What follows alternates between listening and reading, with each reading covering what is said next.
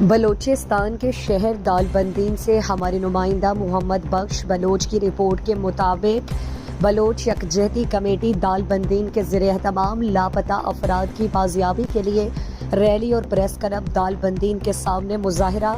Rally میں خواتین اور بچوں کے علاوہ بلوچ یکجہتی کمیٹی کے ممبران اور لوگوں نے کثیر تعداد میں شرکت کی۔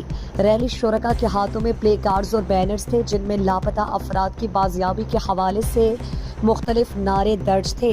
مظاہرین سے خطاب کرتے ہوئے مقررین نے کہا کہ سالوں سے بلوچ نوجوانوں کو غائب کر کے انہیں پابند سلاسل کیا گیا، جن کے پیاروں کو آج دن تک معلوم نہیں کہ وہ کہاں اور کس حال میں ہیں۔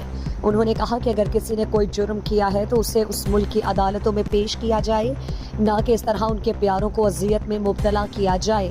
لاپتہ افراد کا مسئلہ بلوچستان کا سب سے بڑا اور سنگین مسئلہ ہے اور اختیاردار طاقتیں مسنگ پرسنز کو جلد از جلد بازیاب کر کے ان کے پیاروں کے سالوں کے انتظار اور بے چینی کو ختم کریں۔ انہوں نے کہا کہ عالمی انسانی حقوق کے علمبردار بلوچستان میں ہونے والے مظالم اور ماورائے آئین قتل کا نوٹس لے کر بلوچوں کو اس مظالم سے نجات دلائیں۔